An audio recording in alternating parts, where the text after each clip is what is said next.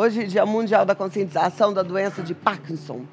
E segundo a Organização Mundial da Saúde, estima-se que 1% da população acima de 65 anos vai conviver com algum grau de doenças relacionadas ao Parkinson. E com o aumento da expectativa de vida, a Organização Mundial da Saúde estima que o número possa chegar até 3% até 2030, tá? Então, essa é considerada a segunda doença neurodegenerativa mais comum, atrás do Alzheimer, e precisa de uma atenção especial.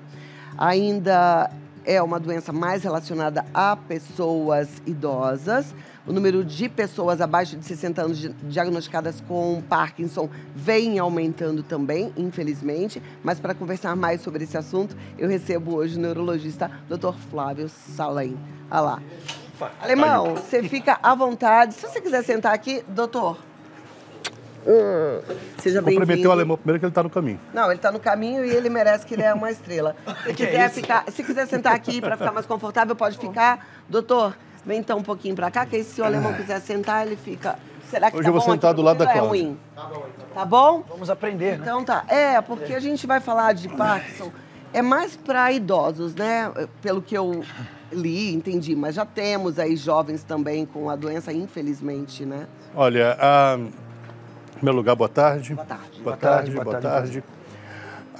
Eu não sei exatamente qual é a frequência de doença de Parkinson na população jovem, mas está aumentando. Está aumentando, isso é triste. A gente vê muito paciente com 45, 48, 36 anos desenvolvendo sintomas de doença de Parkinson. Quando James Parkinson, lá nos idos do século XIX, 1817, James Parkinson era um médico rural. Trabalhava em Londres, mas Londres na época pré-revolução industrial. Quando ele descreveu a doença no famoso ensaio da paralisia agitante, ele chamou, foi esse o nome que ele deu, ele viu 3 pacientes no consultório, todos idosos, todos acima de 60 anos. E eles não vieram para ele por conta dos sintomas, vieram por outros motivos. Ele não era neurologista, ele era um médico geral. Naquela época não tinha neurologista. E ele soube de mais um paciente e viu 2 na rua andando, todos com um quadro parecido. E todos acima de 60 anos. Ele colocou que a doença era uma doença de pacientes idosos. É fácil de perceber, porque a doença de Parkinson é uma doença inflamatória. É uma doença neurodegenerativa. Você, provavelmente, isso já é bem descrito, isso não é teoria, isso já é algo comprovado. Você provavelmente adquire aquilo que vai te produzir, ou aquele conjunto de coisas que vai te produzir, pelo nariz ou pela boca.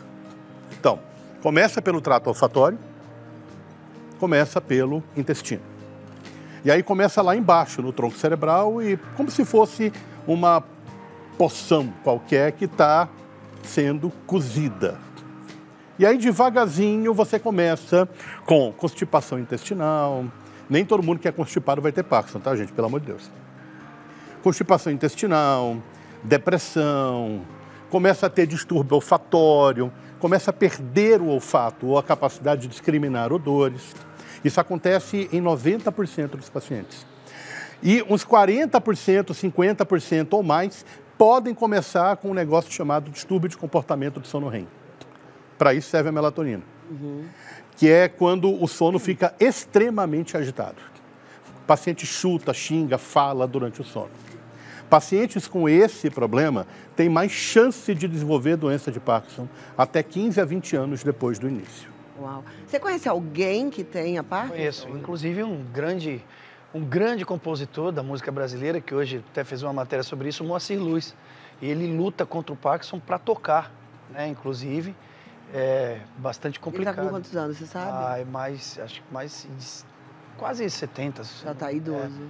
Idoso vem e ele é extremamente ativo. Então, né? Vou falar que idoso é acima de 60 anos, eu acho até um crime, porque uma pessoa com 60 anos, ela é super jovem, né? E ele é muito ativo, trabalha demais.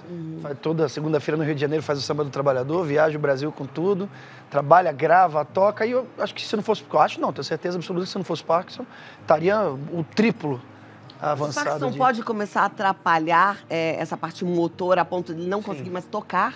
Pode, mas deixa eu só falar um negócio rápido. Às vezes é a doença que te estimula a fazer as coisas. Ah, é interessante a visão. Eu tenho um paciente, por exemplo, que ele era... Se ele estiver me assistindo agora, eu não vou falar o nome dele, mas se ele estiver, ele vai saber que é ele. Ele era dono de uma banca de jornal ali na região do Itaim Bibi. E aí ele começou a ter Parkinson, eu fiz o diagnóstico dele há uns 15 anos. E ele está evoluindo com uma doença muito lenta. A doença de Parkinson é devagar. Ele começou a pintar. Ele descobriu que ele tem dor para pintura. Nossa. E ele fica pintando até 2, 3 horas. Eu tenho uns 2 quartos dele em casa. Porque ele começou a pintar no sentido de fazer até uma... É uma terapia. Uma terapia. A mulher dele fica nervosa porque ele fica pintando até 2 horas da manhã. Eu confesso que é como eu no piano. O alemão chegou e já estava tocando Arrasando, piano, né? pô. Arrasando nada, Lindo. porque eu fiz 6 aulas de piano, né? Mas eu tô me dedicando com muito amor, com muito carinho e autorresponsabilidade, porque eu sinto a minha função cognitiva necessitando de novos estímulos. É importante. Eu tenho, Todos somos tenho assim. medo, né? Porque eu trabalho com a minha cabeça. E a gente está vendo aí um crescimento da doença de Alzheimer, por exemplo, exponencial. Então, Gigante. qual é a prevenção? Exercício físico, que eu faço todos os dias, mesmo quando eu estou com preguiça. E para Parkinson também. Para Parkinson também é bom? Também. E aí, aprender coisas novas. Exercício físico é bom para tudo, não tem, acho que, contraindicação. É verdade. Para Parkinson também. Agora, respondendo a tua pergunta, a doença de Parkinson, ela começa, os critérios desenvolvidos lá no final do século passado, 1990 e pouco, para a doença de Parkinson, baseados em milhares de cérebros de pacientes que morreram no Banco de Cérebro de Londres, é que paciente com doença de Parkinson tem que ter lentidão de movimento. Esse é o critério básico, bradicinesia. Se não tiver uma lentidão de movimento, não é doença de Parkinson. Nossa. Não é. Você não pode fazer diagnóstico de doença de Parkinson por uma ressonância. Não existe isso. Diagnóstico de doença de Parkinson é história e exame clínico. Caiu até na prova de título do ano passado da Academia Brasileira e muita gente se ferrou porque achou, não, faz a ressonância, faz o PET, o SPECT. Não, é história e exame clínico. Nossa. É isso que a gente faz no consultório. Agora, diferenciar Parkinson de outras coisas também é história e exame clínico e aí pode entrar uma ressonância. Mas o diagnóstico de doença de Parkinson é história e exame clínico. Muito bem. Tremor pode acontecer em 40% a 60% dos pacientes no começo. Mas 80% dos pacientes vão ter tremor em algum momento. Um tremor de repouso. Você está conversando aqui comigo e o paciente está tremendo aqui. Geralmente de um lado só. O tremor vai acabar passando para o outro lado em algum momento. O paciente chega para mim e fala, doutor, tomara que fique só do lado direito. Eu falei, não. Pelo amor de Deus, não. Não, porque não é bom. Tem que passar para o outro lado. Como assim passar para o outro lado? Se não passar para o outro lado, não é doença de Parkinson, meu amor. Você vai evoluir em 5 anos para a morte. Por quê? Que doença? Porque tem outras doenças. Degeneração córtico-basal, por exemplo, é uma doença que permanece de um lado só. E ela dura 7 anos, 8 anos. E é muito pior que a doença de Parkinson. Nossa, olha como... E a evolução é muito mais catastrófica. Então, na verdade, a doença de Parkinson, ela te limita. No entanto, a limitação, ela vai acontecendo ao longo do tempo. Então, você consegue trabalhar essa limitação. Vamos imaginar um tocador de cavaquinho que tem que fazer rápido. Pode ser que a doença de Parkinson o limite. Mas aí ele vai ter que aprender outro instrumento para continuar tocando. Então, na verdade, ela te limita, mas não te incapacita. Você necessita arranjar outras coisas. E é nessas horas que você se reinventa. É interessante, né? Os desafios, eles vêm para tirar a gente da zona de conforto. Correto. Mas é aquela história, né? No fundo do poço tem uma mola, né? Eu vou te dar um exemplo que não é Parkinson. Aquele maestro famoso, o João Carlos Martins, Carlos Martins. ele teve uma distonia. Isso é conhecido. Que muitas vezes o impedia de tocar piano. Ele mudou. Ele adquire a feição de maestro. Virou regente. E cresce nisso. Ou seja, você é bom no que você faz. E você pode ser bom em qualquer coisa que você faça, desde que você decida superar os seus limites. Michael J. Fox, aquele ator, que começou com doença de Parkinson com 30 e poucos anos de idade, na gravação, acho que até 20 e poucos anos de idade, na gravação do De Volta para o Futuro. O Michael J. Fox, ele fala perfeitamente bem numa entrevista que o primeiro sintoma que ele teve foi fadiga. Para quem não assistiu, a juventude de hoje nunca conheceu a supremacia do De Volta para o Futuro. É supremacia. A gente tem que assistir, viu? É maravilhoso. Você assistiu os 3 filmes, é maravilhoso. Não vai ter novo, porque não tem como ter novo. Aquele filme é perfeito demais. Michael J. Fox aparece tocando para os pais dele na prom, no baile, o primeiro. No segundo, ele tem que refazer o mesmo e ele demora 2 horas a mais para fazer o mesmo ensaio. Foi aí que ele começou a perceber, estou fadigando com mais frequência. Doença de Parkinson começou ali. Hoje, 30 e poucos anos depois, ele já fez várias cirurgias. Para quem não sabe, cirurgia é possível em doença de Parkinson. Já fez várias cirurgias, já fez vários tratamentos. Tentou voltar com o sitcom dele, em que ele fazia um parkinsoniano. Mas de vez em quando ele aparece para fazer um merchan ou outro. Parou de trabalhar, pelo que eu estou sabendo, mas se nota a vontade dele de continuar vivo. Eu estou entendendo. Ele tem uma fundação. O que você está trazendo aqui, doutor Flávio, é que, apesar de, a gente precisa que tem gente que fala, e respeitar a vida. Tem gente que fala que Parkinson é sentença. Eu estou com doença de Parkinson, acabou. Não. Imagine o seguinte, eu falo para os meus pacientes, imagine o seguinte, você era antes do Parkinson, agora você vai ser depois do Parkinson. Você tem que ser uma pessoa diferente. Você não está com... O Parkinson não te tem. Você que tem o Parkinson. Então ele tem que se adaptar a você.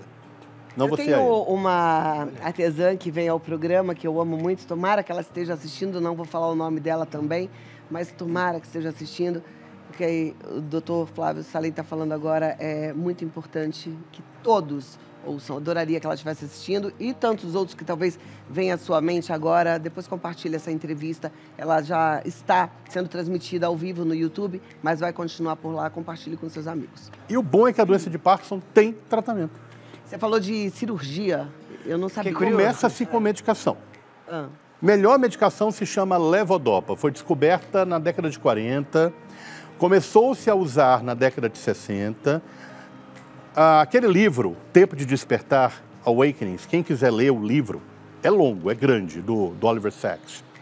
Ele fala como ele introduziu o levodopa nos pacientes do Monte Carmel que estavam há 40 anos com parkinsonismo pós-encefalítico. É bem interessante. George Coetzee foi um neurologista grego que trabalhava nos Estados Unidos, foi quem primeiro iniciou o uso da levodopa clinicamente, porque a levodopa era considerada uma droga difícil de manipular. Porque você dava para o paciente e o paciente com parkinsonismo completamente rígido saía da cama, pulava e começava a correr. Só que dava náusea, dava vômito, dava flush, dava diarreia, ninguém sabia trabalhar com isso. George Coetzee conseguiu meios de trabalhar com isso. E naquela época, a levodopa era dada em formato de pó. Você botava pó no suco e dava para o paciente, não cápsula, e nem drágia. Hoje a levodopa é considerada ainda, depois de 40 anos, 60 anos, a melhor medicação para a doença de Parkinson. Não existe outra. Estão aparecendo novas medicações, novas formulações de levodopa. Você tem os agonistas dopaminérgicos, inibidores de monoaminoxidase, inibidores de catecol-metiltransferase, que são enzimas que trabalham na metabolização da dopamina. A amantadina, fisioterapia, que é obrigatório. Esse negócio, gente, de fazer fisioterapia somente quando o calo aperta, não dá certo. Porque o calo vai apertar justamente porque você não fez fisioterapia. Fitocannabinoide, no uso de doença de Parkinson, usa bastante. Para sono, para ansiedade, para depressão, para dor. Todo parkinsoniano tem dor em algum lugar e não necessariamente dor muscular. Pode ser uma dor chamada nociplástica. Uma dor que acontece quando o paciente está perdendo o efeito da levodopa, por exemplo. E cirurgia. Nesse exato momento está acontecendo um congresso lá em Bento Gonçalves, até com os amigos lá, sobre cirurgia em distúrbios de movimento. Eu sou um cara muito adepto da cirurgia, apesar de não ter entrado nessa área, mas sou muito adepto de cirurgia em doença de Parkinson porque eu sei que funciona. E a gente sabe que menos de 5% dos pacientes elegíveis são realmente encaminhados. Antigamente, a cirurgia já existe há mais de 50 anos. A cirurgia é o quê? No cérebro? Já existe há mais de 50 anos a cirurgia. A cirurgia foi desenvolvida na década de 50. Lexel e colaboradores desenvolveram os primeiros protótipos. Mas quem fez realmente a primeira cirurgia boa, de qualidade, clinicamente, se eu não me engano, foi o Dr. Benabid, na França, que ainda está vivo. Uma sumidade. Ele sim é uma sumidade, não eu. E aí... Humilde. Ele é humilde. Não, sim, tem que ser. E aí, se você for arrogante, a queda é maior. É verdade. E aí é o seguinte, a cirurgia hoje, como é que ela é? A cirurgia tem evoluído muito. Você coloca o paciente numa maca, coloca um aro de estereotaxia, esse aro é fixado no seu osso, você tem um eixo Y, um eixo X e um eixo Z, um eixo tridimensional. Para quem sabe plano cartesiano, sabe o que eu estou falando. Você calcula a localização do núcleo que você quer, geralmente o subtalâmico ou o globo pálido, que são os principais, dentro da cabeça. Você vai lá e você coloca um eletrodo. Você modifica os parâmetros elétricos do eletrodo e você consegue modificar a taxa de disparo neuronal com isso. E o marca-passo fica bem aqui. E já existem estudos para colocar marca-passo aqui atrás. E fica um negócio muito interessante. Nossa, Agora, como o Parkinson é uma doença prevalente numa geração mais idosa, essa cirurgia não é uma cirurgia de risco para o idoso? Essa cirurgia é indicada para pacientes abaixo de 70 anos. Por isso que eu falo que menos de 5% dos pacientes são encaminhados, porque uma boa parte das vezes, os médicos que cuidam do paciente, às vezes, nem sabem dessa possibilidade. Olha lá. Nossa Senhora.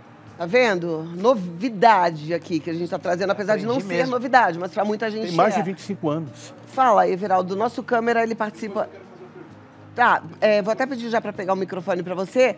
E aí eu também quero ouvir o Everaldo, quero te ouvir. Se você tiver alguma pergunta, você está entendendo que a gente está realmente, apesar da humildade dele, de uma sumidade, de um médico que Verdade. estuda bastante, que traz novidades pra gente, e não é tão novidade assim, mas muita gente não sabe. A cirurgia não é novidade nem um pouco. Então, mas aí é que tá.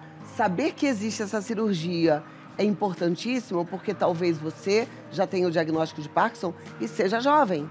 E ainda esteja dentro dessa possibilidade de... Agora, fazer deixa eu essa só fazer um alerta. A cirurgia tem que ser feita com pelo menos 5 anos de doença.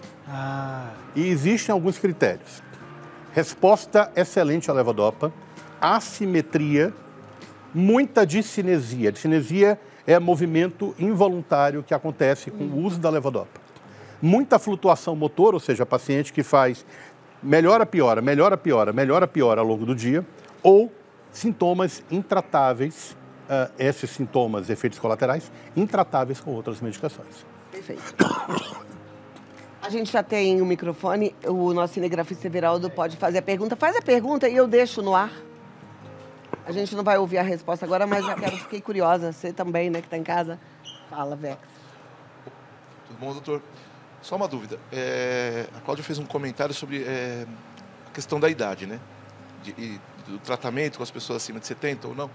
Mas a pergunta é assim, um esporte de impacto, como boxe, muay thai, esses MMAs, esse tipo de impacto na cabeça pode causar?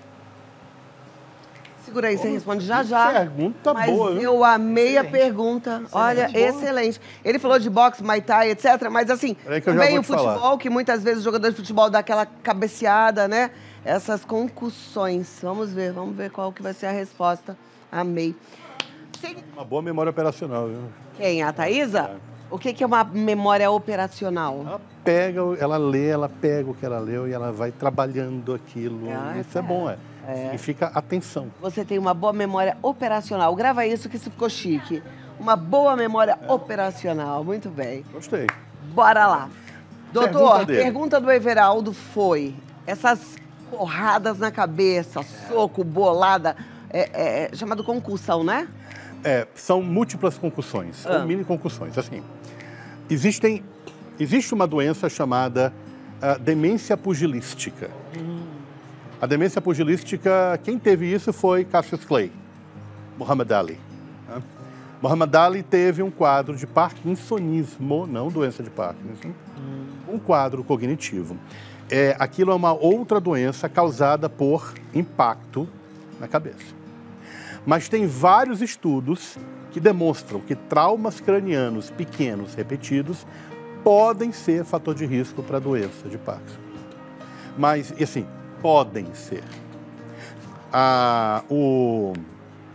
O ex-marido da Gisele Bündchen, o Tony Brady, parece que ele tem lesões cerebrais, já por múltiplas concussões. Então, existem riscos de, no futuro, o Tom Brady ter um quadro degenerativo. Agora, isso é possibilidade, não é determinação. Quantos jogadores de futebol você vê que chegam nos 70 anos saudáveis?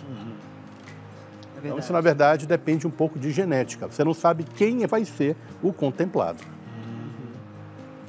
É uma caixinha de surpresa, né? O importante é que ser contemplado, você vai fazer uma limonada com esse limão que a vida te deu. E ponto, porque a gente não tem outra escolha. Não. É isso? A vida é essa. E se você se engajou em boxe, se você se engajou em futebol, se você gosta de levar porrada em Muay Thai, bem, você sabe que existem riscos. Riscos não somente articulares, de você quebrar uma perna, de você fraturar um pescoço ou qualquer outra coisa, mas riscos a longo prazo. Isso precisa ser, assim, a orientação não é não fazer o esporte. A orientação é manter-se ativo e ir no seu neurologista e fazer acompanhamento. Boa. A gente vai responder as perguntas já já. Eu vou dividir essa pauta em 2 momentos. Eu quero um primeiro momento para a gente focar mais em Parkinson. Depois eu vou abrir, já pode mandar também, para as outras perguntas relacionadas à neurologia, tá? Porque aí a gente pode falar um pouquinho de outros assuntos, porque eu sei o quanto é importante a gente ter um bom neurologista para tirar dúvidas. Esqueci o que ia perguntar, tá vendo? E a memória operacional que está falhando? Tô falando. Deu um tilt aqui agora. O que é isso, doutor? Isso, na verdade, é falha de atenção. Falha de atenção. Oh, mas eu tô atenta aqui a um monte de coisa ao mesmo tempo. Você está atenta a ele. Você esqueceu porque ele tá o que você ia fazendo falar. sinal aqui, né? Olha, as pessoas estão me fazendo sinal. Eu tenho isso todo dia, Cláudia. Mas eu estava impressionada com a sua memória, porque você... Mas isso não é memória. É o quê? Cláudia, isso não é memória, isso é experiência. Eu estudo isso todo dia. Não, mas você Eu vejo paciente parkinsoniano todo dia. Você estuda Alzheimer, você estuda neurologia todo dia. Mas você sabe tudo, de tudo. O nome do marido da Gisele Bündchen, o nome do pugilista. Mas é porque eu presto atenção, eu leio o que cai na minha mão. Eu falo para minha mulher, tem que ler o que cai na sua mão. É isso aí, muito bom. É verdade que, por exemplo, se a gente quer manter Minha mulher a mente queria ter saudável... vindo aqui, mas infelizmente não deu para vir. Mas por que não deu? Teve um problema lá na Tá. casa. Mas a próxima vez você Não, traz, tá ótimo, assim. Tá? Um beijo pra ela. Fala, Everaldo. Ele não para de me perturbar, minha gente. Olha, depois... Sabia que ele ia responder isso. Ah lá, o Eu acho doutor que ele tá com falou medo. que eu tô prestando atenção no Everaldo, é porque ele fica fazendo sinal pra mim. Fala, qual que foi a pergunta? Você tá sem microfone. Porque eu já estudei sobre isso. Eu queria Você queria confirmar, porque Achei que ele eu já tivesse com sabia. medo, porque ele já levou porrada na cabeça. Não, ele não é dessa. O negócio dele é no máximo um fone de ouvido, assim, que não pressiona muito a cabeça, não. Bom, mas vamos liberar as perguntas aqui na tela, Vamos às vai, perguntas. gente? Libera a tela aqui pra mim, por favor. Se você ainda não mandou a sua, dá tempo de mandar lá no Vida Melhor Oficial. Então, eu vou fazer... A produção pediu para eu dar um recado antes, então eu vou fazer um tempão grandão de perguntas, porque eu quero liberar espaço para você perguntar à vontade, para o Dr. Flávio Salem poder contribuir aí com as suas dúvidas. Você tem alguma consideração antes de eu ir para o intervalo sobre Parkinson? Hoje é o Dia Mundial de Conscientização da Doença de Parkinson. Esse dia não serve para que a gente lembre o paciente parkinsoniano que ele tem Parkinson. Mas esse dia serve para que a gente saiba que essa doença existe e que essa doença está sendo combatida dia após dia pelos cientistas que estão descobrindo etiologia, causa e novos tratamentos. Volto em 2 minutos, tá bom? Pode colocar aí, vamos lá, perguntas. gente. Adoro esse momento de participação, de interação. Isso é importante demais. A Cherolaine Lebers, quais são os primeiros sinais da doença de Parkinson? Em primeiro lugar, vamos evitar chamar mal de Parkinson, não é mal de melhor chamar Parkinson doença. mais, né? Primeiro sinal pode ser, por exemplo, tem um sinalzinho chamado sinal do Rolex. É que quase ninguém usa Rolex, mas o Rolex, quem conhece, sabe que alguns Rolex, você dá corda balançando o pulso. Vamos imaginar que um paciente com doença de Parkinson coloca o Rolex na mão direita. Ele anda e a mão direita fica presa do lado do corpo. E a mão esquerda que balança. Ou seja, o relógio está sempre atrasado. Isso é o sinal do Rolex. Isso é o sinal de lentidão. Ou é o tremor, que muita gente percebe, tipo, mamãe está tremendo de uns meses para cá. Quando ela está conversando com você, o braço está lá tremendo. Ou a lentidão. Esses são os principais sinais claros de provavelmente doença de Parkinson. O Parkinson afeta o cognitivo do paciente? Sim. O Parkinson afeta o cognitivo desde o começo. Mas assim, não é uma coisa grave. O paciente fica com dificuldade de lembrar uma coisinha ou outra, dificuldade de prestar atenção ou de leve desorientação ocasional. Demência mesmo, em doença de Parkinson, acontece em 40% a 60% dos pacientes 15 anos depois da doença começar.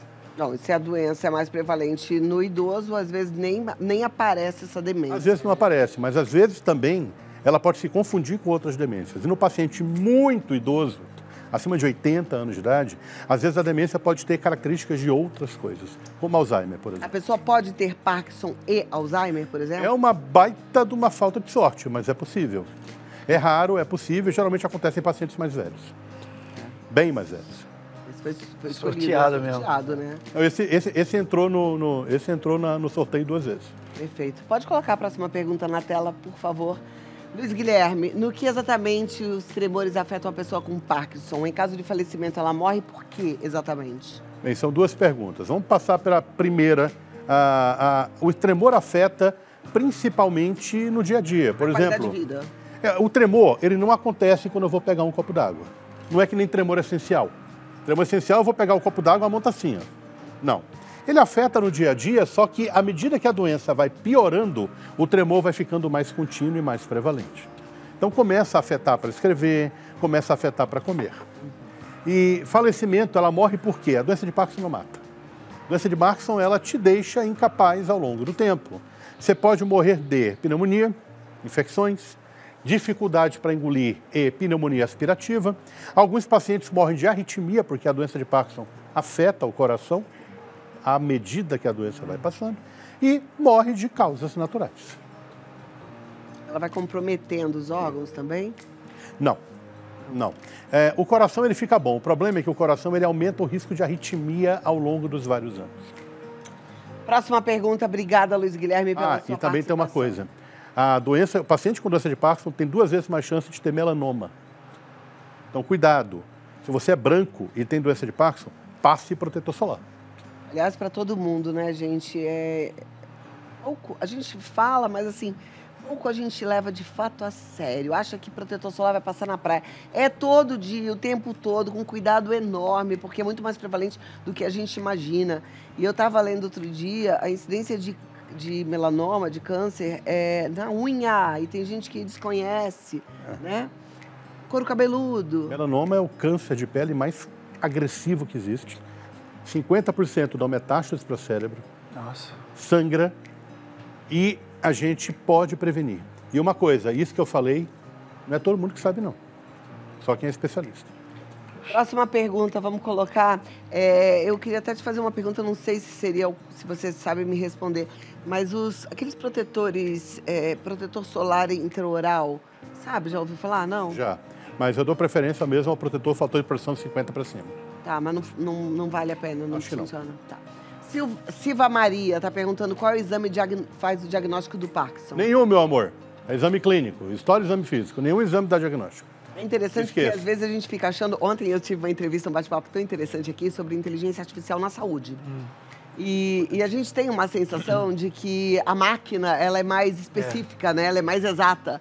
E aí, quando você fala, não tem um exame, a gente vai confirmar depois de uma ressonância, mas é exame clínico, não dá muita margem de erro, de interpretação dos sinais que o paciente É que, na verdade, o diagnóstico de doença de Parkinson, um especialista como eu sou especialista, tenho 20 anos de tratamento com Parkinson, tenho PhD na USP, tenho fellow na USP, etc, etc, etc. A minha chance de errar o diagnóstico é de cerca de 15% a 20%. Com tudo isso. Tudo isso. Mas eu acerto em 80% dos casos. A chance de um médico generalista de errar é de 40%. É muita coisa. É muita coisa. Mas aí é que está o problema. Não há nenhum exame que me diga se é doença de Parkinson. Não existe. Não existe. O que vai te dizer se é doença de Parkinson? Exame clínico, história, evolução da doença nos primeiros 3 a 5 anos e resposta elevadora. Bom, o mesmo acontece com Alzheimer, a gente já conversou várias vezes, né? O diagnóstico apesar de que existem alguns exames que te mostram uma alteração específica aqui no hipocampo, o líquor tem algumas alterações que falam, pode ser. O Alzheimer você tem aquela quase certeza. Se você vê um cérebro limpo, sem nenhuma lesão vascular, um hipocampo atrofiadíssimo e uma história de perda de memória, no paciente de 70 anos, você vai chegar e falar, cara, não tem como ser outra coisa. Quer dizer, até pode. Tem demências mais raras que dão a mesma coisa, mas são raras. A mais comum é a doença de Alzheimer, mas Parkinson não tem. Já tem 200 anos e até agora não tem um exame que me diga, é Parkinson. Nossa. Olha, a próxima pergunta. Como posso prevenir o Parkinson? É bem comum na minha família e tenho medo de ter também. Tenho tido uns tremores estranhos recentemente. Tá, a prevenção se dá por atividade física. provavelmente, evitar alimentos fast food, evitar alimentos ultraprocessados, evitar gordura polissaturada, não insaturada, insaturada é boa. E fazer uma alimentação do tipo dieta do Mediterrâneo, isso o nutricionista pode te prescrever. Uma alimentação à base de poucos carboidratos, de preferência carboidratos complexos e gordura poliinsaturada, com muito vegetal, etc, etc, etc. Mas se tem história familiar, é bom ela procurar, ou ele procurar, um acompanhamento neurológico. Perfeito. A gente deveria passar no neurologista, assim, para fazer uma avaliação, mesmo que não tenha um sintoma ou não? Olha, antigamente eu diria que não é necessário, que o neurologista não é um médico de check-up. Eu sempre falo isso, neurologista não é médico de check-up. Neurologista é aquele médico que alguém manda ou que o paciente vai porque tem algum problema neurológico. Só que o neurologista é o clínico, desculpem vocês clínicos gerais, etc, tá? Nós, neurologistas, somos os médicos mais completos. Porque a gente sabe tudo e a gente sabe da parte neurológica também. A gente tem que saber tudo. Eu não posso só saber neurologia. O cérebro...